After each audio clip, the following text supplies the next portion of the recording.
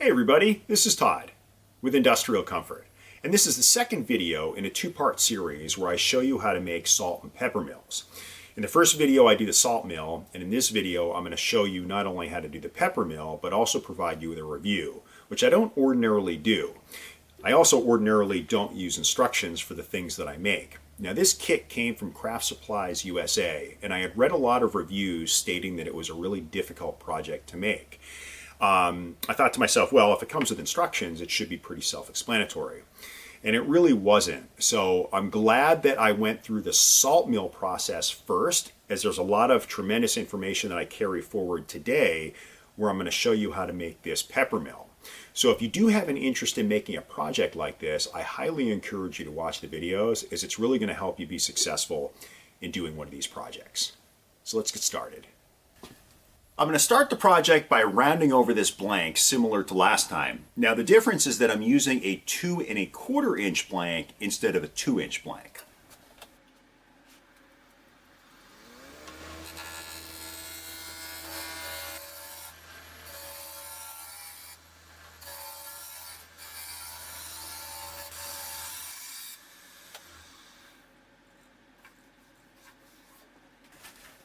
I'm to the point now where I'm ready to cut the tenons and the spigot. Now the instructions are identical to the salt mill. I'm using a 9-inch blank. Now if you recall, you need a blank that's 1 inch longer than your workpiece. So 8-inch pepper mill, I need a 9-inch blank. Now, as we think about cutting this spigot, it's critically important, and I want you guys to pay attention here. When we think about coring the inside of this mill, which we're going to have to do in the next step, you have to make sure that you have a bit that's going to be long enough such that you're going to be able to core the entire piece out when you flip it over in the chuck.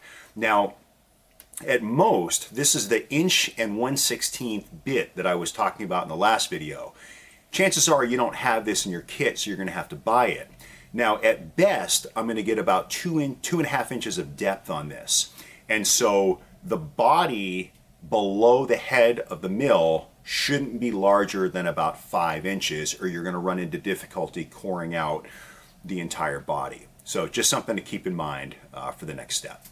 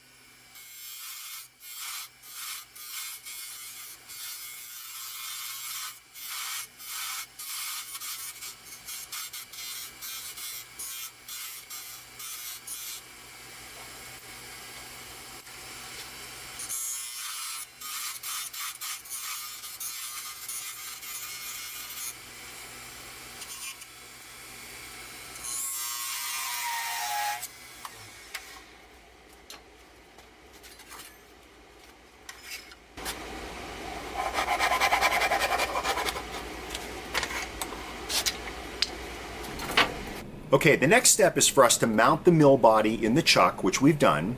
I'm going to square off the end here, and now it's time to drill a 1 5/8 inch hole in the bottom of this, a 1/2 inch deep. Now, what I didn't do last time, and I'm going to do this time, is make sure that I'm getting a 1/2 inch of depth past the tenon. The directions do not call that out, so make sure that you keep that in mind as you're drilling the hole, or else the mechanism for the mill won't fully be seated in the pepper mill.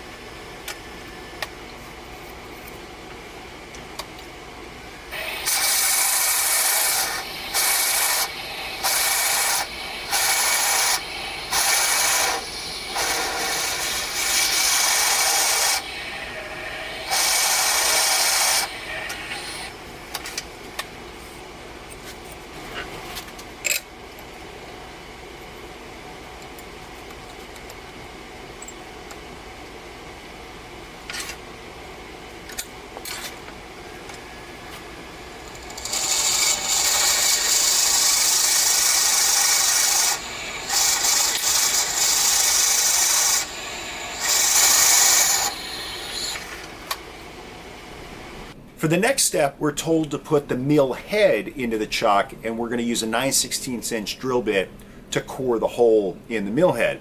But what the instructions annoyingly don't call out is the fact that at some point the tenons need to be removed from both the head, the mill head, and the mill body.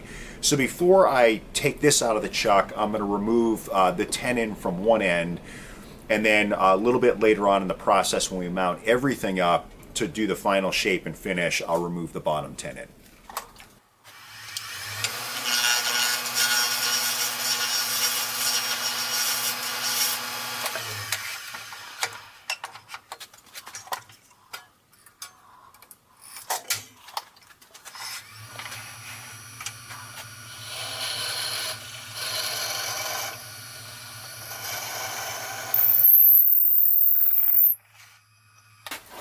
Quick correction. I drilled out this mill head with a 9/32 inch drill bit, not a 9/16 as I erroneously called out in the previous step.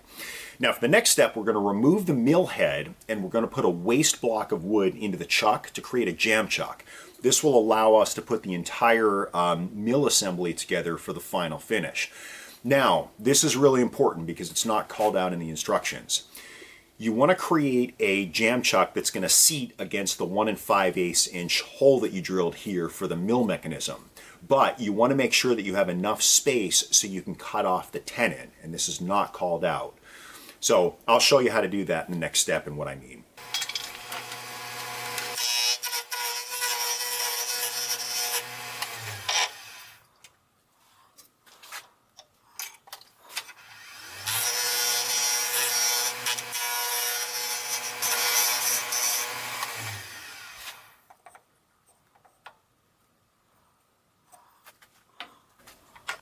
With the jam chuck now created, we're going to put the whole mill assembly on the lathe, and this is where you can get as creative as you want in terms of creating that final fit and finish for your mill.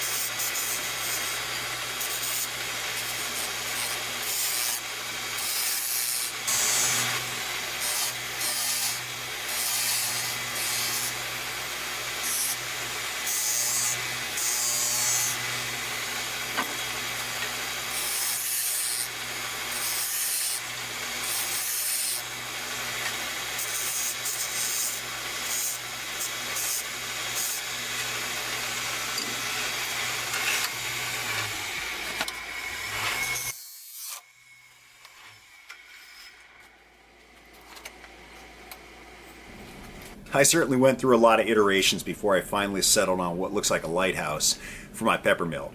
Anyway, the next step is going to be installing the mill mechanism inside the body of this pepper mill. What's not in the instructions that I would highly recommend you do is pre-drill the holes for your hardware with a 1/16 inch drill bit.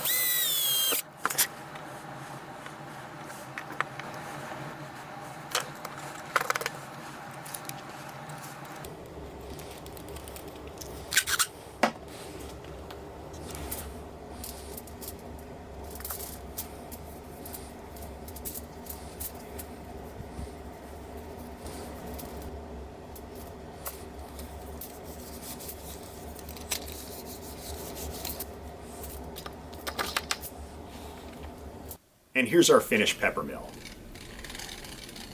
I have to say, I'm pretty impressed with how it came out, but what I'll also say is that the directions were pretty terrible.